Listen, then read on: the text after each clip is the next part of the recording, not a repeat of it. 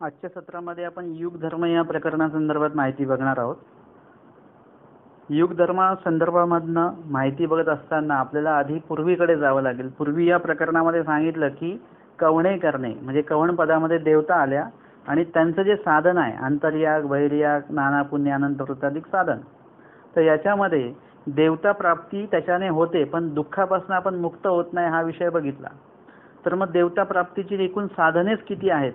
तर त्यापैकी आपल्याला महत्त्वाची 2 साधनं सांगितलेली की एक अंतर्याग साधन आहे, एक बहिर्याग साधन आहे.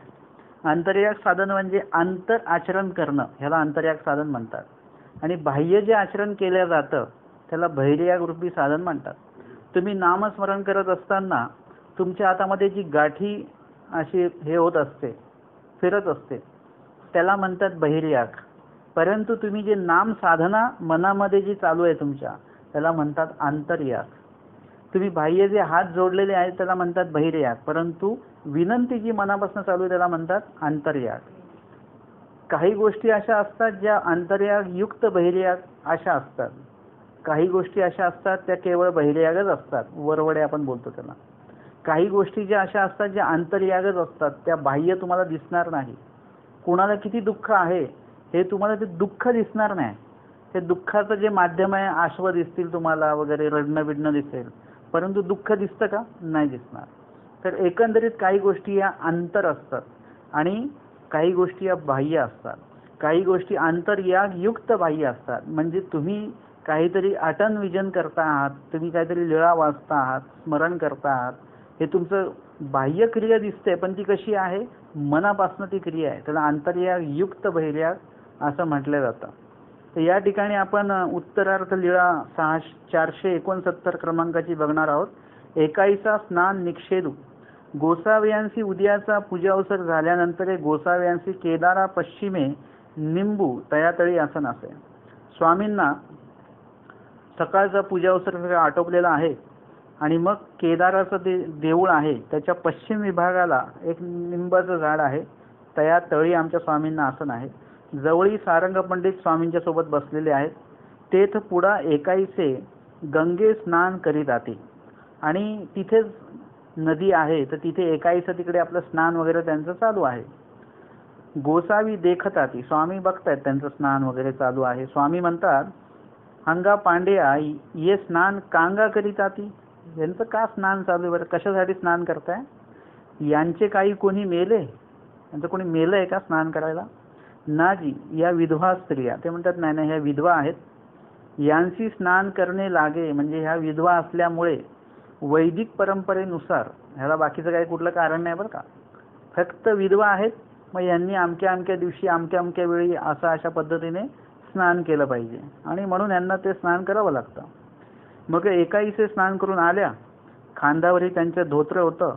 गोसाव्यांजवळ आले, दंडवते घातली, श्रीचरणा लागल्या आणि मग त्या स्वामी त्यांचं सगळं ते बघून स्वामी त्यांना म्हणतात, बाई तुम्ही स्नान का करा?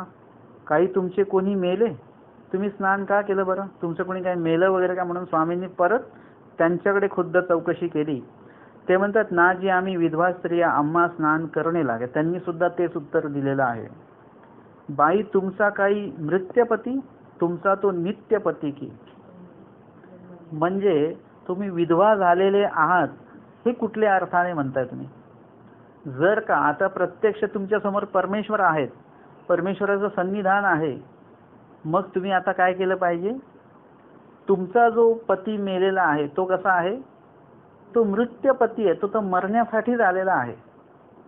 म्हणजे मी तर असं बोलतो की एखादं लग्न होतं आणि ती व्यक्ती असते, ती त्या पुरुषामुळे काय होते? सौभाग्यवती होते, मंगळसूत्र वगैरे येतं. आणि ती व्यक्ती मेली की ती काय होते? विधवा होते. ॲक्च्युली लग्न सौभाग्य मिळण्यासाठी नसतं, ते विधवा होण्यासाठी ते लग्न असतं. लग्नच नसतं केलं तर वैधव्य आलं नसतं. आणि वैधव्यासारखं दुसरा शाप नाही आहे. तुम्ही जुन्या काळामध्ये जर का बघितला, म्हणजे हा जो पती येतो जीवनामध्ये, हा काय करायला येतो? विधवा करायला येतो. आणि त्याच्यासोबत कितीतरी शाप त्या बाईला मिळतात. कुठल्याही 4 चौघींमध्ये तिचं उठणं बसणं नाही, मंगल कार्यामध्ये तिचं जाणं येणं नाही, कुणाला लहान मुलाला घ्यायचं नाही, म्हणजे अशा अनेक गोष्टी त्याच्याशी जोडल्या जातात. म्हणजे हे कितीतरी दुःखमय आहे. हे कधी आहे, जेव्हा तुम्ही त्याला पती मानलेला आहे तर हे सगळं तुम्हाला आहे. आणि तो पती कसा आहे, मृत्य पती आहे, तो मरणारा पती आहे. परंतु परमेश्वराच्या बाबतीमध्ये जर का तुम्ही बघितलं, तुमचा तो नित्य पती की परमेश्वर म्हणजे कसे आहेत, नित्य पती आहेत. जसं एका लीळेमध्ये साधेला स्वामींनी काय केलं की माळ दिली, तांबूळ दिलं, गंध टिळा लावला आणि साधेला स्वामींनी पाठवला. असं तिकडून जे दादोस आहेत ते दादोस तिकडून आले. त्यांनी बघितलं की बाबा बघा, ही साधा आहे, ही विधवा आहे आणि स्वामींनी हिला माळ दिली. म्हणजे स्वामी काय करतायत, रांडाबाई अशी माळ देती असं ते बोलले आणि ते आले स्वामींच्याकडे. स्वामींना ते माहिती आहे काय बोललेले आहेत. स्वामी म्हटले काय बोलले तुम्ही. ते साधेकडे पण गेले. ते साधेंना म्हणाले आम्हाला ही माळ द्या. ते म्हणे नाही नाही, आम्हाला हे स्वामींनी दिलेली आहे, टिळा स्वामींनी दिलेला आहे आम्हाला. आणि मग त्याच्यावर त्यांनी ते भाष्य केलं आणि ते स्वामींजवळ आले. स्वामी त्यांना म्हणाले काय म्हणाले तुम्ही त्यांच्याविषयी. त्यांना त्यांची चूक लक्षात आली. स्वामी त्यांना म्हणतात ज्यासी माळ दिली तो रान नव्हे, ज्यासी माळ नाही दिलेली. म्हणजे माळ म्हणजे काय आहे, एक प्रकारे परमेश्वराचं साह्य आहे. त्यालाच तुम्ही तुमच्या भाषेमध्ये मंगळसूत्र बोलू शकता. ते फक्त स्त्रियांनी घालायचं असं नाही आहे. ते प्रत्येक जीवाने, प्रत्येक मनुष्य असेल म्हणजे पुरुष असेल ना तर स्त्री असेल, त्या प्रत्येकाच्या गळ्यात ते मंगळसूत्र परमेश्वर साह्यरूपी जर का मिळालं तर तो तुम्हाला नित्यपती मिळालेला आहे. आता तुम्हाला मृत्यपतीचं काही वेगळं रडणं बिडणं करण्याची काही आवश्यकता नाहीये. तुम्ही जर का बघितलं स्मृतीस्थळामध्ये तर त्यांनी काय केलेलं आहे, लुखाईचे बाबुळगावकर यांनी काय केलं, आपल्या पतीलाच दुसरी पत्नी शोधून दिली, त्यांचं लग्न लावून दिलं आणि मग ते अनुसरणाला आलेले आहेत. किती ताकद आहे ह्यांच्या आचरणामध्ये, ह्यांच्या विचारांमध्ये किती ताकद आहे. किती चांगल्या प्रकारे ह्यांनी आचरणासाठी मार्ग शोधून काढलेला आहे. असा मार्ग तर मला तर वाटतं या इतिहासामध्ये कोणी शोधून नसेल काढला. त्या लुखाईचा बाबुळगावकर आमच्या महानुभाव पंथाच्या स्त्री, त्यांनी अशा पद्धतीने हा मार्ग काढलेला आहे. जिथे आपल्याला वाटतं की सगळे मार्ग बंद आहेत, तिथून हा मार्ग निघणं, शोधणं आणि ते प्रत्यक्षात आणणं कितीतरी मोठी गोष्ट आहे. मृत्यपती आहे, त्यांना माहिती आहे की एकीकडे मृत्यपती आणि इकडे नित्यपती आहे. मृत्यपतीकडे राहिलं तर वैधव्य प्राप्त होईल, नित्यपतीकडे गेलं तर कायमस्वरूपी सौभाग्य. इथे वेगळं म्हणजे पतीलाही मरण नाही आहे आणि ज्याचा आपण होणार झाल्यानंतर आपल्याला स्वतःलाही मरण नाही. स्वामी म्हणतात येत शरण आल्या काही मरण असेल. ते परमेश्वराच्या भक्तालाही मरण नाही आणि परमेश्वर जो नित्यपती आहे त्यालाही सुद्धा कधी मरण नाही. अर्थातच परमेश्वर कधी आपल्याकडे दुर्लक्ष करणार नाहीये. आणि म्हणून स्वामींनी हा जो काही भाग आहे, म्हणजे मगाशी आपलं नातलगांविषयी चालू होतं, आपल्याला नातलग आपले भरपूर असे काहीतरी हे वाटतात, आपण त्याच्यात अडकून राहतो. जर का स्वामींनी नित्यपती आणि मृत्यपतीतला फरक सांगितलेला आहे, मृत्यपती जर का आपल्याला कळला तर सगळ्याच गोष्टी मृतच आहेत ना. मग सगळ्याच गोष्टी आपली रोजची आपल्या बाह्य जी काही कातडी असते ती सुद्धा बदलते, मृत्यू होते, ती मृत होते आणि ती सुद्धा बदलत राहते. हे झालं क्षणाचं किंवा एका दिवसाचं झालं. परंतु असंच आपल्या एका जन्माचं, एका युगाचं, एका चौकडीचं, एका सृष्टीचं सगळ्यामध्ये असे बदल होत राहतात. आणि मग जर का तुम्ही या लीळेकडे वेगळ्या दृष्टीने बघितलं तर तुम्हाला कळेल की नुसता पतीच मृत्यू नाहीये, मृत्यू माता सुद्धा आहे, मृत्यू पिता सुद्धा आहे, मृत्यू मुलगा सुद्धा आहे, मृत्यू आई सुद्धा आहे, वडील सुद्धा आहे, सगळे मृतच आहेत, कुणीही इकडे नाहीये. आणि म्हणून तुम्हाला आता नव्याने नातं जोडायचं असेल, अर्थातच नव्याने आपण जोडतोय, परंतु वास्तविक ते आधीपासूनच आहे. बाई तो तुमचा नित्यपती की आधीपासूनच आहे. त्याच्यानंतर स्वामी कोण आहेत, अनिमित्त बंधू, म्हणजे आपले कोण आहेत, परमेश्वर अनिमित्त बंधू आहेत, म्हणजे भाऊ आहेत. त्याच्यानंतर त्वमेव माता च पिता आपण म्हणतो, स्वामी म्हणतात एका आईचे होऊन टाकले. भक्ताला ते बरोबर उमगतं आणि तो परमेश्वराला माता पिता समजून बसतो. आता तुम्ही इकडे बघितलेले की मृत्यपती, म्हणजे पतीला सोडणं. एकीकडे मृत्य पत्नी, आता वेगळा विषय बघूया आपण. निळभट्ट भांडारेकरांसमोर जेव्हा स्वामी आलेले आहेत तेव्हा त्यांच्या हे लक्षात आलं हे सगळं मृत्य आहे, ही पत्नी सुद्धा मृत्य आहे. मग आता काय केलं पाहिजे? नित्य पती जो आहे त्याच्याकडे आपण गेलं पाहिजे आणि तिकडे त्यांनी पत्नीचा सुद्धा त्याग केलेला आहे. स्वामींनी याविषयी त्यांना सांगितलेलं आहे, निरूपण केलेलं आहे. आणि मग पुढे स्वामींनी यापुढे युग धर्म नावाचं जे प्रकरण आहे ते सांगितलेलं आहे. युग धर्माची एकूण 28 वचने आहेत. युग हे कृतयुगापासून सुरू होतं. कृतयुग, त्रेतयुग, द्वापरयुग आणि कलियुग असे 4 युग सांगितलेले आहेत. तर त्या संदर्भामध्ये ही माहिती जी आहे ती पुढे आपल्याला बघायला मिळते. स्वामी सांगतात की 32 लक्ष कृतयुग. 32 लक्ष म्हणजे 32 लाख वर्ष. आता आपण थोडंसं युग धर्म सोपं करून बघूया. आता सगळ्यात पहिले आपल्याला युगांची नावं आधी पाठ करायची आहेत. पहिले युग आहे कृतयुग, पुढे पुढे पुढे कलियुग, असे 4 युग झाले. आता त्या युगाचा कालावधी किती आहे ते आपण बघूया. प्रत्येक युगाचा कालावधी वेगवेगळा आहे. मग पहिला जो कृतयुग आहे ते कृतयुग 32 लाख वर्षापर्यंत राहणार आहे. त्याच्यानंतर त्याच्या पुढचं त्रेतयुग जे आहे ते किती वर्षापर्यंत? 16 लाख. त्याच्यापेक्षा कमी. आपल्याला कमी कमी करत असं यायचं आहे. तुम्हाला गणितामध्ये गडबड नको म्हणून देवानी व्यवस्था केलेली आहे. जर का सांगितलं असतं की 32 लाख कृतयुग आहे त्याच्या 1% कमी त्रेतयुग आहे तर तुमचे मग हिशोब करता करता आपल्याला स्वामींनी सांगितलं की 32 लाख, त्याच्यानंतर 16 लाख, त्याच्यानंतर कलियुग 4 लाखाचं आहे. आता तुम्हाला जर का युग धर्म पाठ करायचा असेल तर एकदम सोप्या पद्धतीने पाठ करता येतं. युग धर्माची वचनं बघा कशी आहेत. एका युगासाठी त्यांनी 5 वचनं स्वामींनी सांगितलेली आहेत. 32 लक्ष कृतयुग, कृतयुगी आत्मोपास्ती धर्म, भक्ती अधर्म, धर्मातव चैतन्य प्राप्ती फळ, अधर्मातव खालील युगी जन्म. 5 वचनं आहेत. ही 5 वचनं सगळ्या बाबतीमध्ये त्यातले मुख्य मुद्दे जर का सोडले तर बाकी वचन सारखंच आहे. बघा 32 लक्ष कृतयुग. आता हेच वचन आपल्याला त्रेतयुगासाठी उपयोगात आणायचं आहे काही बदल करून. आता 32 लक्षच्या तिथे काय करावं लागेल आपल्याला? 16 लक्ष त्रेत. फक्त युग नाही लावायचं त्याला. त्याच्यानंतर लावायचं आपल्याला तिथे 8 लक्ष द्वापर. त्याच वचनाला आपल्याला बदलून घ्यायचं आहे 4 लक्ष कलियुग. म्हणजे एक वचन तुमचं पाठ झालं तर हे बाकीच्या माहितीमुळे तुम्ही पुढची वचनं आपोआप म्हणू शकता.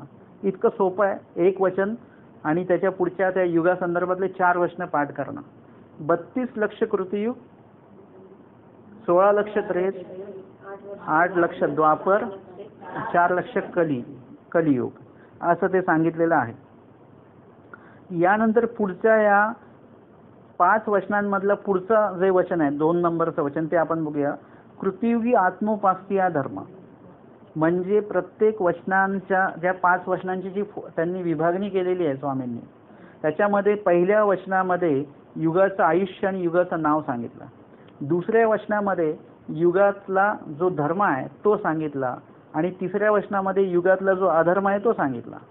चौथ्या वचनामध्ये युगाचा धर्म आचरण केल्याने काय मिळतं ते सांगितलं आणि त्याच्या 5व्या वचनामध्ये युगाचा अधर्म आचरण केल्याने काय मिळतं ते सांगितलं. आता तुम्हाला काय करायचं आहे? युगांचं नावं तुम्ही पाठ केलेले आहेत, युगांचं आयुष्य तुमचं पाठ झालेलं आहे. त्यानंतर आता प्रत्येक युगामध्ये धर्म कुठला आहे तो पाठ करायचा. तर कृतयुगामध्ये आत्मोपास्ती धर्म आहे. आत्मोपास्ती. त्रेतयुगामध्ये भक्ती. हे थोडंसं तुम्ही यमक ह्याचे जुळून तुम्ही पाठ करू शकता. आत्मोपास्ती, भक्ती, याग आणि तीर्थक्षेत्र व्रतदान. कलियुगामध्ये कुठले धर्म आहेत? तीर्थक्षेत्र व्रतदान. आणि द्वापरयुगामध्ये काय आहे? याग धर्म आहे. त्रेतयुगामध्ये भक्ती आणि कृतयुगामध्ये आत्मोपास्ती. भक्ती, आत्मोपास्ती, याग आणि तीर्थक्षेत्र व्रतदान असे युगाचे धर्म. आता तुम्ही डोळे बंद करून हे बोलू शकता. कृतयुगी आत्मोपास्ती हा धर्म, त्रेती भक्ती हा धर्म आणि द्वापरी यागू हा धर्म, कलियुगी तीर्थक्षेत्र व्रतदान हा धर्म. असं. त्याच्यानंतर आता आपल्याला बघायचं ह्या युगामधले अधर्म कुठले आहेत. आता जो त्रेतीचा धर्म जो आहे तो कृतयुगामधला काय आहे, अधर्म आहे. द्वापरीचा जो धर्म आहे, आपण इकडून या कलियुगाकडनं येऊया. कलियुगीचा जो धर्म आहे तो द्वापर युगाचा काय आहे, अधर्म आहे. आता द्वापरीचा जो धर्म आहे तो त्रेतयुगीचा काय आहे, अधर्म आहे. त्रेतयुगीचा जो धर्म आहे तो कृतयुगाचा काय आहे, अधर्म आहे. आलं हे लक्षात. तुम्हाला फक्त काय करायचंय, धर्म पाठ करायचे. ह्या युगामध्ये जो धर्म आहे तो ह्याच युगीचा धर्म असतो, तो पुढच्या 3ही युगांचा अधर्म आहे. परंतु आपल्याला आता सध्या तो भाग बघायचा नाहीये. आपल्याला फक्त हे बघायचं आहे की कृतयुगी आत्मोपास्ती हा धर्म, त्रेती भक्ती हा धर्म, द्वापरी आणि कलियुगी हा धर्म. आता अधर्म आपल्याला बघायचा आहे.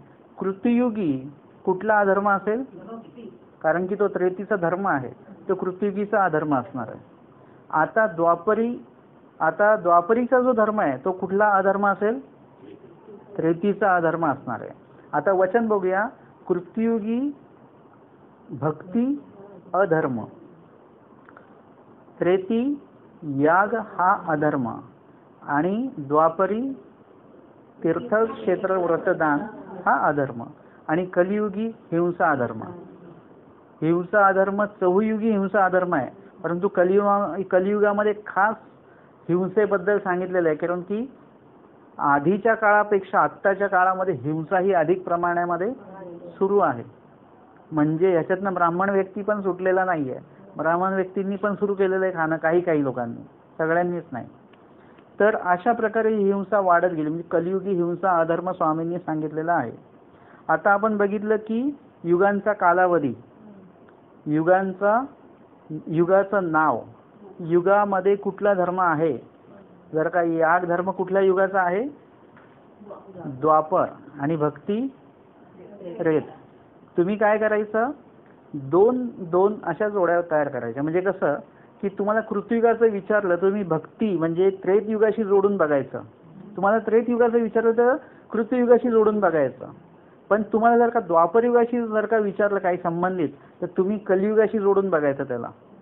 म्हणजे तुम्हाला जर का विचारलं की द्वापरयुगाचं आयुष्य किती आहे, तर तुम्ही कृतयुगापासून यायचं नाही गणित करत. तुमच्या आधी दुसरं कोणतरी उत्तर देऊन मोकळा होईल. तुम्ही लगेच कलियुगाचं बघा. कलियुगी 4 लक्ष आहे, म्हणजे हे 8 लक्ष. त्रेतयुगाचं विचारलं तर तुम्हाला लगेच 32 लक्ष, 16 लक्ष लगेच तिथल्या तिथे करता आलं पाहिजे. त्याच्यानंतर तुम्हाला विचारलं की त्रेतयुगाचा धर्म तो कुठला आहे, तुम्हाला भक्ती हा धर्म लगेच येईल. अधर्म कुठला आहे, तुम्हाला मग तो द्वापरीशी जोडता आला पाहिजे. म्हणजे हा एक टेबल तयार करून, टेबल म्हणजे लाकडाचा नव्हे, वहीवर एक टेबल तयार करावा लागेल तुम्हाला, की त्याच्यामध्ये युगांचं नाव, मग पुढचा रकाना असेल युगाचं आयुष्य. मग युगामध्ये मनुष्याचं आयुष्य किती आहे. कृतयुगामध्ये 1,00,000 वर्ष आयुष्य आहे मनुष्याचं. त्रेतयुगामध्ये त्याच्यापेक्षा 10 पट कमी. किती, त्याच्यामधनं 10 पट परत कमी, 1,000,000 द्वापर युगामध्ये. त्याच्यानंतर 10 पट कमी 100 वर्ष. तुम्ही इथून गेलात तरी चालेल असं.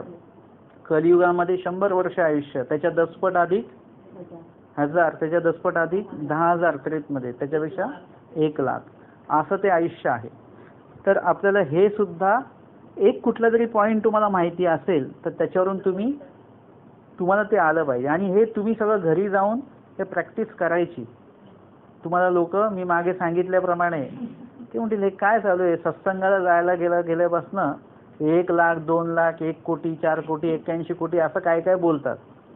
तर ते लोकांना बोलायचं ते बोलू द्या, परंतु तुमचा हा विषय पक्का झाला पाहिजे. का, कारण की युग धर्मामध्ये आपल्याला जास्त वेळ घालवायचा नाहीये. युग धर्मामध्ये शेवटी स्वामी सांगतात की या चौयुगीचा धर्मी परमेश्वर नेडीचे न पविजे. या चौयुगाच्या धर्माच्या माहितीवरून जर का आम्हाला देव कळणारच नसतील आणि देव भेटणारच नसतील तर ह्याच्यामध्ये आपण जास्त वेळ घालवायचा. पण माहिती म्हणून तुम्हाला पाहिजे. तुम्ही प्रवास करता तेव्हा तुम्ही काय करता, न इच्छा असताना सुद्धा तुम्ही ते दुकानाची नावं, चौकाचं नाव हे वाचत जाता. आणि कोणाचा फोन आला की लगेच सांगायला आम्ही आता इथपर्यंत पोहोचलेलो आहोत सांगायला. मग तेवढंच फक्त माहिती म्हणून तेवढी एक असलं पाहिजे की आपण याच्यातली माहिती एकदा भेटली की तुम्ही कुठल्याही अन्य व्यक्तीला बोलताना तुम्हाला याचा उपयोग होऊ शकतो, की तुम्हाला स्वतःला एक कॉन्फिडन्स पाहिजे की बाबा हे एवढं सगळं कठीण आचरण याच्यामध्ये आहे. आत्मोपास्ती करा, मग भक्ती करा, याग करा, तीर्थक्षेत्र व्रतदान करा, एवढं सगळं करण्यापेक्षा याच्यातनं जर का देव भेटणारच नसेल तर मग कशासाठी म्हणून आपण या युग धर्माच्या याच्यामध्ये अडकायचं. कधी कधी असं असतं की उपदेशी लोक आजकाल त्यांना उपदेशी लोक सांगतायत की आपण आपल्या कुलदेवतेचं केलं पाहिजे.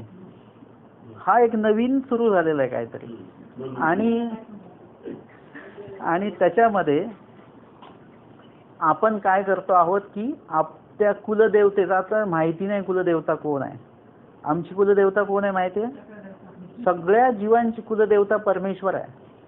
आपण जसं आता एखादा व्यक्ती आहे, त्याला काहीच कामं नाही आहेत, तो आपला उपाशी मरतोय, आणि मग त्याला एखाद्या माणसाने ब्रेक दिला आणि त्याला कमवता केलं. आता तो जेव्हा कोणाचं नाव घेईल, तो कोणाचं नाव घेईल? तो देवाचं नाव नाही घेत. तो म्हणतो या माणसाने मला उभं केलेलं आहे, हाच माझ्यासाठी देव आहे, बोलतो की नाही तो? तसं आपण तमामध्ये असे भंगार परिस्थितीमध्ये पडलेलो होतो. भंगार तरी उपयोगी येतं, आपण कोणाच्याच उपयोगी जाणार नव्हतं, प्रपंचाच्याही नाही आणि देवतेच्याही नाही. अशा वेळेस कोणी आपल्याला पाहिलं? परमेश्वराने सगळ्यात पहिले पाहिलं. आपल्याला आनंद देण्याची इच्छा त्यांनी व्यक्त केली, गेला आपण देऊया, आपण याला तयार करूया, आणि आपल्यासाठी सृष्टीची रचना केली, आपल्याला या मनुष्य देहात आणलं, ज्ञान दिलं, सगळं काय आनंद सुख दुःख सगळं तयार झालंय. हे सगळं काय आहे? कुणामुळे आहे? मग आपली कुलदेवता कोण आहे? या देवता नंतर आल्या आपल्या आयुष्यामध्ये. सगळ्यात पहिले आपल्या आयुष्याबद्दल विचार केलेला जर का कोणी असतील तर ते परमेश्वर आहेत. म्हणून सगळ्या जीवांची कुलदेवता कोण आहे? परमेश्वरच आहेत. आणि म्हणून आपण त्या दृष्टीने चालायचं. आता हे नवीन कुठूनच येतंय की आपलं कुलदैवताला हे केलं नाही पाहिजे, ते नाही केलं पाहिजे. उपदेशांना ते करायला भाग पडतोय. ही अत्यंत चुकीची गोष्ट आहे. इतका मोठा विकल्प होणार आहे या गोष्टीमुळे, आणि त्यातनं तुम्ही धर्मापासून एकदा गेलात की परत या सृष्टीमध्ये कधी भेटेल आणि काय भेटेल सांगता येईल का कधी? आणि म्हणून या सगळ्या गोष्टींपासून आपण स्ट्रॉंग राहिलं पाहिजे. आणि म्हणून युगधर्म नावाचं प्रकरण देवाने सांगितलं आपल्याला. याच्यामध्ये सांगितलं की 32 लक्ष कृती आत्मोपासनीय धर्म, भक्ती धर्म, धर्माचं चैतन्य प्राप्ती फळ. आता हा विषय राहिलेला आहे आपला. धर्माच्या प्राप्तीमुळे काय होतं तर कृतयुगामध्ये जर का तुम्ही ते आत्मोपासी धर्म आचरला तर चैतन्य मायेची प्राप्ती होते. जर का त्रेतयुगामध्ये आपण भक्ती धर्म आचरण केला तर कोणाची प्राप्ती होते? कैलास वैकुंठ देवतेची प्राप्ती होते. त्यानंतर जर का आपण द्वापरयुगामध्ये धर्म आचरण केला याग, तर त्याच्यामुळे कोणाची प्राप्ती होती? स्वर्ग देवतेची प्राप्ती होते. त्यानंतर कलियुगामध्ये तीर्थक्षेत्र धर्म आचरण केला तर कोणाची प्राप्ती होते? अंतराळ देवता, अष्टदेवयनी देवता आणि कर्मभूमीची देवता, अशा 72 कोटी देवतांची प्राप्ती आपल्याला होत असते. आणि ही प्राप्ती कशी आहे? मायेची प्राप्ती जी आहे ती 10 लाख ते 1 कोटी वर्ष एवढंच आहे. त्याच्या खालोखाल जर का आपण त्रेतयुगाचं बघितलं तर ते किती आहे? 1 लाख ते 10 लाख. म्हणजे मी तुम्हाला त्या आयुष्याशी गणिती करून दाखवेन की कृतयुगामध्ये मनुष्याचं आयुष्य किती आहे? 1 लाख वर्ष. तर जेव्हा तो मनुष्य त्या मायाचं बहिर्याग आचरण करेल तर त्याचं फळ त्याला 10 लाख मिळेल, त्याच्या 10 पट. परंतु जर का त्यांनी अंतर्याग आचरण केलं मायेचं तर त्याचं फळ मिळेल 10 कोटी. 1 लाख, 10 लाख, 1 कोटी. 1 लाख, 10 लाख, 1 कोटी. त्रेतयुगामध्ये मनुष्याचं आयुष्य किती आहे? 10,000. तिथे जर का त्यांनी कैलास वैकुंठ देवतेची प्राप्तीचं आचरण केलं तर त्याचं बहिर्याग आचरण केलं तर त्रेती मनुष्याचं आयुष्य किती आहे? 10,000. त्याच्या 10 पट किती मिळेल बहिर्यागाचं? 1 लाख. आणि अंतर्यागाचं किती मिळेल? 10 लाख वर्ष तिथे फळ मिळेल त्याला. हा विषय पण तुमच्यासाठी डोक्यावरून जाईल एखाद्या वेळेस. आधी आपण हेच गणित करूया. तर अशा पद्धतीने कृतयुगामध्ये जर का धर्माचरण केलं तर चैतन्य देवतेची प्राप्ती होते. त्रेतयुगामध्ये कैलास वैकुंठ देवतेची प्राप्ती होते. याग धर्म आचरण केला द्वापर युगामध्ये तर कोणाची प्राप्ती होईल? स्वर्ग स्थानीच्या आणि या खालील 3 स्थानीच्या देवतेची प्राप्ती होते कलियुगात धर्माचरण केला तर. हिंसा अधर्म सांगितला कलियुगामध्ये, धर्मातो अंतराळ प्राप्ती फळ आणि अधर्मातो तिन्ही युग जे आहेत, कृतयुग, त्रेत आणि द्वापर, ह्या तिन्ही युगामध्ये अधर्मातो खालीली युगी जन्म असं वचन आहे. पण कलियुगाचं जे वचन आहे अधर्मातो नरक, इथे ऑप्शन नाहीये. म्हणजे तुम्ही जर का पहिल्या 5व्या माळ्यावरून जर का खाली आलात तर 4थ्या माळ्याला याल, 3ऱ्या माळ्याला याल, 2ऱ्या माळ्याला याल. पण जर का या कलियुगाच्या माळ्यावरून खाली गेलं तर तिथे वेगळा कुठला माळा वेळा काही नाहीये. तिथे सगळं नरकाच्या त्या डस्टबिनमध्ये आपण जाणार आहोत. तो एकदा बंद झाला की परत उघडत नाही. कारण की कलियुगामधनं जे आपण पुढे जाऊ ते चौकडीला जाणार सरळ. आपल्याला इकडे कलियुगात आल्या आल्या जन्मल्या जन्मल्या एक मोठा पॅकेज मिळाला आपल्याला, 60 लाख वर्षाचा. चौकडी नावे, ज्या चहुयुगामध्ये आपण बारीक सारीक जीवजंतूंची हिंसा केली वगैरे, ज्याचा हिशोब वेगळा ठेवता येत नाहीये, ते वेगळा देणं देवतेला सुद्धा तापदायक होणार आहे. इतके सूक्ष्म जंतू आपण मारलेले आहेत जे दिसतच नाही डोळ्याने.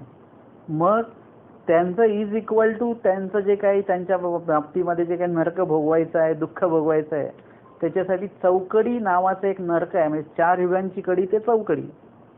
तर तिकडे सगळं होलसेलमध्ये सगळं भोगवलं जातं. मग तिथे 60 लाख वर्ष, म्हणजे एकदा जर का कलियुगाच्या अंती आपण त्या हॉलमध्ये गेलो, आता जर आपण नाट्यगृह, सिनेमागृह अशा हॉलमध्ये प्रवेश करतोय, परंतु एकंदरीत जर का त्या चौकडीचा हॉल पण असाच काहीसा असणार आहे. तिथे फक्त AC नसेल, पंखा नसेल. एकदा तिकडून गेला आतमध्ये की 60 लाख वर्ष तिथे दुःख भोगायचं. हे आहे चौकडीचं नरक. तर त्याच्यासाठी सांगितलंय कलियुगी हिंसा अधर्म आहे. आणि तिथे सुद्धा आपण जर का अधर्मच जर का आचरण केलं, म्हणजे त्या कलियुगाचा धर्म आचरण नाही केला तर नरकाला जाणार. आणि कलियुगाचं आचरण केले तर 100 वर्ष आयुष्य, त्याच्यातलं बहिर्यागाचं 1000 वर्ष, आणि अंतर्याग केला तर 10,000 वर्ष. आणि 10,000 वर्ष झाले की परत खाली या. मग म्हणजे कुठलंही फळ, आता जर का त्या कलियुगाच्या देवतेचं फळ मिळालेलं जरी असेल आणि तो जर का त्या फळ भोगत असेल आणि इकडे चौकडीचे जर का दरवाजे उघडले तर त्याला त्या फळातनं काढून चौकडीत नेतात. असं नाही की बाबा तो फळ भोगतोय तर म्हणजे त्याला ती सवड नाहीये, तिथून काढून त्याला, म्हणजे चौकडीचं नरक असं आहे की तो जीव कुठेही असेल त्याला तिथून काढून, फक्त ईश्वर प्राप्तीला गेलेले जीव ते कायमस्वरूपी गेले, आता त्यांना काढायचं नाहीये. किंवा ईश्वर दानाचे जे काही जीव मायाफळी असतील, इतर फळी असतील, तर त्या जीवांना त्या फळातनं काढलं जात नाही. ते दातृत्व ईश्वराने केलेलं आहे. विद्येच्या मार्फत समजा एखाद्या जीवाला फळाला पोहोचवलेलं आहे. जसं कृमी ते ब्रह्म कीजे, एका कृमीला घेतलं श्रीप्रभूंनी, त्यांना ब्रह्माला पाठवलं, ब्रह्मफळी पाठवलं. आता जर का चौकडीचे द्वार उघडले समजा, तर मग त्या कृमीला ते फळ भोगत असताना तिथून काढणार नाही, की तिथेच फळ भोगणार आहे. तर अशा पद्धतीने या आपण चहुयुगांच्या संदर्भामध्ये विषय बघितला. आता इथे सांगितलं की उत्तम प्रकारे जर का धर्माचरण केलं कलियुगाचं तर अंतराप्राप्ती होणार, पण मध्यम केलं तर अष्टदेवनीचं, आणि कनिष्ठ पद्धतीने केलं तर त्या ठिकाणी काय होणार आहे की आधुनिक म्हणजे आपण बोलतो ना अलीकडचं. आमच्या काळात असं नव्हतं, हे आधुनिक आहे सगळे तंत्रज्ञान. आधुनिक म्हणजे तेव्हा नव्हतं, ते आत्ता आहे, म्हणजे अलीकडच्या काळात आलेलं. आता तुम्ही कर्मभूमीमध्ये राहून बोलताय ना हे वचन, मग ते तिकडे माया, मग विश्व, अष्टभैरव असं करत करत स्वर्ग, मग अंतराळ, मग अष्टदेवनी, मग अलीकडे कर्मभूमी, म्हणून आधुनिक म्हटलेलं आहे. तर अशा पद्धतीने आधुनिक प्राप्ती फळ असं झालं. कृतयुगी लक्षभरी आयुष्य त्रेती 10 सहस्र, हे आपण अध्ययन केलं, द्वापरी सहस्र आणि कलियुगी शत. आता एवढे सगळे 27 वचनं अध्ययन केल्यानंतर आता ह्याच्यातनं काय मिळणार आहे आपल्याला? एवढं सगळं पाठ केलं आपण, लक्षात ठेवलं, आणि अनंत जन्मांमध्ये आपण हे सगळं आचरण केलेलं आहे. भक्ती, तीर्थक्षेत्र, हे सगळं केलेलं आहे. आत्ता तुम्ही अन्य लोकांना बघता तेव्हा तुम्हाला वाटतं काय कर्मकांड चालू आहेत. म्हणजे बघा, आता ती विधवा बाई आहे, तिला जाऊन तिथे काय करायचंय, त्या पाण्यात डुबकी मारून यायचंय. मग तिथे थंडी असो तर काही असो, ते डुबकी मारायचीच आहे. त्याला काही घेणं देणं नाही. ते मासोपवासिनी आहेत, त्यांना ते आमका उपवास. त्याच्या कृष्ण चांद्रायन, ते मागे सांगितलेलं की म्हणजे जसं चंद्र एक एक कलेने कमी होईल तसं तसं एक एक घास कमी करत करत अमावस्याला पूर्ण उपवास. हे कुणाला? विधवा बाईला. मग जसं चंद्र परत वाढेल तसं तसं जेवण वाढवायचं. अरे सोपी गोष्ट नाही आहे बरं का. आपल्या रोज ह्याच्यात जेवणातली एक चपाती जरी आपण कमी खाल्ली तरी आपल्याला कडकडून भूक लागते नंतर असं. तर हे सगळे अन्य याच्यामध्ये वेदोक्त परंपरेमध्ये एवढे अनिष्ट विधी सांगितलेले आहेत आणि त्या प्राप्ती केल्यानंतर सुद्धा जी प्राप्ती होणार आहे ती पण कायमस्वरूपी नाही आहे. यानंतर काय झालं की आपल्या लोकांनी उपदेश घेतला, म्हणजे अन्य लोकांनी उपदेश घेतला आणि त्यांनी काय केलेलं आहे की आता आम्ही तिकडे उपवास करत होतो, कारण की उपदेश घेतल्यानंतर गुरु आणि शिष्याची भेट होत नाही. मग अशामध्ये काय होतं की आता काय विधी करायचा. मग आता आत्ताच्या काळासारखं काय लगेच व्हॉट्सअप नाही आहे की फोन नाही आहे, त्या काळामध्ये तसं काही नव्हतं. मग काय करायचं आता. आपण तिकडे उपवास करत होतो, आता इथे पण उपवास करूया आपण. आपण तिकडे अमकं करत होतो, इथे अमकं करूया. आपण तिथे 5 दिवे लावत होतो, इथेही 5 दिवे लावूया. म्हणजे तिकडचे विधी काय केलेले आपण पूर्णपणे इकडे घेतलेले आहेत.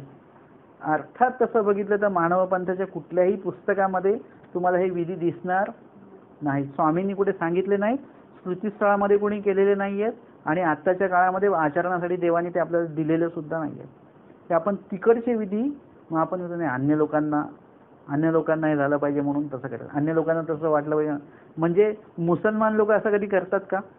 हिंदू लोकांना बरं वाटावं म्हणून असं करायचं. ख्रिश्चन लोक कधी करतात का? म्हणजे वेदोक्त याच्यामध्ये तुम्हाला महानुभावांना बरं वाटावं म्हणून काही करतात का? मग महानुभाव का असं करतात की दुसऱ्यांना बरं वाटावं म्हणून. आपण उद्या कुठला तरी ख्रिश्चन माणूस जर का येणार आहे प्रवचनाला म्हणून इथे आपण ते क्रॉस ठेवायचा की त्याला बरं वाटेल. काही गरज आहे आपल्याला? जर का त्याच्या क्रॉसची आपल्याला गरज वाटत नाही तर हिंदू वेदोक्त परंपरेची गरज आपल्याला काय आहे, का आहे, आपण काय करतो ते? कारण की स्वामींनी काय सांगितलं, या चौयुगीचा धर्मी परमेश्वर नेणीजे. तुम्ही याच्यात जर का देवाला शोधायला लागाल, या माध्यमातून जर का तुम्ही देवाला बघायला लागाल तर देव नेणीजे तुम्हाला एक म्हणजे एवढूस सुद्धा देवाची माहिती त्याच्यामध्ये मिळणार नाही.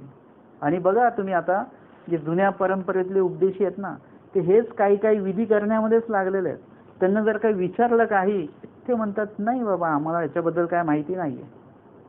त्यांना विचारा, बाकीचं त्यांना सगळं माहिती असतं की अमक्याला अमका विधी करायचा, तमक्याला तमका विधी करायचा. त्यांना विचारा महावाक्यात किती वचनं आहेत, निर्वचनात किती वचनं आहेत, अस्थिबरीमध्ये किती वचनं आहेत, सांगता येतील का?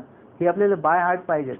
किती वचनं आहेत महावाक्यात लगेच सांगता यायला पाहिजे. आचाराची एकूण वचनं किती आहेत, कधी आपण मोजलीत का ती, हे आपल्याला काही माहिती नाही. जे महानुभावांच्या तत्वाशी जे एकनिष्ठ आहे ते आपल्याला काहीच माहिती नाही आहे. जे देवानी निरूपण केलेलं आहे त्याची माहिती मानव पंथातल्या महानुभावांना खूप कमी आहे आणि त्याच्याकडे कोणी लक्ष द्यायला तयार नाही आहे. आपल्याला हेच आहे की एवढे दिवे लावा, एवढे फुलं वा, हे करा ते करा, याच्यामध्ये सगळे अडकलेले आहेत. आमके उपार करा, उपारात हे ठेवा, उपारात ते ठेवा, इकडून चटणी ठेवा, इकडून हे ठेवा, इकडून नीट वाढा, हे सगळं माहिती आहे आपल्याला. पण आपल्याला माहिती आहे का की महावाक्याची वचनं किती आहेत? अस्थिबरीमध्ये वचनांचं कसं हे सांगितलेलं आहे देवाने. अस्थिबरी म्हणजे अस्थिबरीचं विश्लेषण काय आहे आपल्याला माहिती आहे का? अस्थिबरीचं विश्लेषण आचार प्रकरण आहे. या गोष्टींकडे कधीच आपण हे नाही करत. त्या वचनांना कधी आपण अनुभवलेलं आहे का? नाही. म्हणजे ते असतं ना की आजकालच्या याच्यामध्ये ते बेंटेक्सचे दागिने असतात सगळे, तेच सगळे वापरले जातात आणि जे वर्षानुवर्ष आपल्या परंपरेमध्ये जे दागिने आलेले आहेत, जे तुम्हाला सासूने दिले, सासूना त्यांच्या सासूने दिले, सासूने त्यांच्या सासूने दिले, ते दागिने कुठे आहेत? ते लॉकरमध्ये आहेत. ते काढायचेच नाही, काढल्यानंतर चोरीला गेले तर. म्हणून ते तसेच ठेवायचे आणि बाकीचे नकली दागिनेच वापरायचे आणि त्यालाच हे करायचं, महत्त्व द्यायचं. तसा हा प्रकार झालेला आहे. आणि म्हणून देवाने काय केलं, युगधर्म हे प्रकरण तर सांगितलं, पण सांगितल्यानंतर त्या युगधर्म प्रकरणाला कुलूप लावून टाकलं देवानी. स्वामी म्हटलं हे जरी एवढं असं आहे तरी तुम्ही याच्या नादी लागू नका, कारण की या चौयुगीच्या धर्मामुळे परमेश्वर नेणीजेच, परमेश्वराची माहिती सुद्धा नाही भेटणार, न पविजे. जर का माहितीच नाही भेटणार तर पावन कुठून होणार? आपल्याला या गोष्टीकडे लक्ष दिलं पाहिजे. आणि मग पुढे सांगतात परमेश्वर नेणीजे न पविजे. मग परमेश्वराची पावन आणि जाणीव कुठे? परमेश्वरे परमेश्वर जाणीजे, परमेश्वरे परमेश्वर पाविजे. आत्ता आपलं लक्ष आहे की परमेश्वर पावलं पाहिजे आपल्याला. म्हणजे परमेश्वर प्राप्ती झाली पाहिजे. परंतु त्याच्या आधीची एक स्टेप आपण मिस करतोय, ती आहे परमेश्वर जाणीचे. आणि ते कोणाकडनं कळेल आपल्याला? परमेश्वर जाणीचे. तुम्हाला परमेश्वर जाणून घ्यायचा असेल तर तो मी तुम्हाला समजून नाही सांगू शकत. जगातला कुठलाही व्यक्ती तुम्हाला परमेश्वर काय आहे हे समजून सांगू नाही शकत. ते परमेश्वराने जर का मनावर घेतलं तरच परमेश्वर तुम्हाला ते जाणून देऊ शकतात. प्रल्हाद बाईसांना स्वामी म्हणतात, बाई देव जाणा, म्हणतात नाही, आपण निरूपण करा. स्वामी म्हणतात, देव काय निरूपण करता येईल का, सांगता येईल असं? नाही सांगता येणार. तो काय प्रकारच वेगळा आहे आणि तो प्रकार परमेश्वरच जाणवत. म्हणून कधी कधी असं असतं, तुम्ही एखाद्याच्या पुढे डोकं जरी फोडलं तरी तो काही मानव पंथाच्या नादी लागत नाही. परंतु त्याला एका पॉइंटला कुठेतरी अशी प्रचिती येते आणि तो कट्टर नास्तिक असलेला व्यक्ती कट्टर आस्तिक होतो आणि तुमच्यापेक्षा चांगल्या पद्धतीने तो धर्म आचरण करायला लागतो. हे काय आहे? कारण त्याला परमेश्वराने काय केलेलं आहे, जाणीव करून दिलेली आहे. परमेश्वरात आता त्याला पावन करून देणार आहे. आता परमेश्वर जाणीजे, म्हणजे परमेश्वर स्वतःबद्दल जी माहिती सांगतात त्याच्यातनंच परमेश्वर त्याला कळणार आहेत. मग याच्यासाठी तुम्हाला सूत्रपाठ आणि लीळाचरित्र नावाचा ग्रंथ उघडावा लागेल. तुमच्या घरात जेवढे काही पारायणाची पुस्तकं असतील ते बंद करून ठेवावे लागतील तुम्हाला. एखादं पारायण 50 वेळा वाचल्याने तुमचं ज्ञान वाढणार नाहीये, पण तुम्ही एखादी लीळा जर का 50 वेळा वाचली ना, प्रत्येक वेळी तुम्हाला वेगळा अँगल काहीतरी त्या लीळेतला दिसणार आहे. प्रत्येक वेळी वाटेल की नाही याच्यात बघा, इथे स्वामींनी असं केलेलं आहे. याच्यात पुन्हा जेव्हा तुम्ही वाचाल तेव्हा तुम्हाला अजून एखादा दृष्टिकोन तुम्हाला वेगळा दिसेल. एखाद्या वचनाचा अर्थ तुम्ही पुन्हा पुन्हा वाचा. एखादं प्रकरण आहे, अस्थिपरी प्रकरण असेल, त्याच्याने उद्धरण प्रकरण असेल, हे पुन्हा पुन्हा वाचा अर्थासकट. तुमचं ज्ञान पातळी त्याच्यामुळे वाढणार आहे. ह्या 1,000 101 वेळा पारायण केल्यामुळे काही तुमचं होणार नाही आहे. त्याच्यासाठी तुम्हाला एक याच्यामध्ये लीळा, एका टप्प्याला तुम्हाला नामस्मरण, एका टप्प्याला तुम्हाला वचन, हे सगळं तुम्हाला काय करता आलं पाहिजे.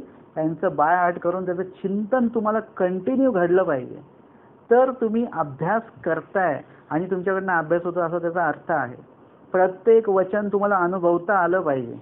आलिंबन रहित म्हणजे काय, कधी अनुभवाल तुम्ही? आलिंबन रहित म्हणजे एक दिवस पूर्णपणे तुमच्याकडचे सगळे मोबाईल वगैरे सगळे बंद ठेवा. कुठल्याही साधनाचा उपयोग म्हणजे घेऊ नका. टीव्ही असेल, पंखा असेल, सगळं आलिंबन रहित व्हा. बघा असं काही करता येतं का? आश्रमात जाऊन आपण तिथे राहू शकतोय का? या अशा अनेक गोष्टी असतात की त्याचा अनुभव तुम्हाला घ्यायचा आहे. तर या ठिकाणी देवाने ह्या युगधर्म प्रकरणातनं अशा पद्धतीने माहिती ही सांगितलेली, फक्त आपल्यापर्यंत ती पोचणं गरजेचं आहे आणि या माहितीपर्यंत आपण पोचणं गरजेचं आहे. असं आजच्या या प्रकरणाचं विश्लेषण आपण या ठिकाणी बघितलं.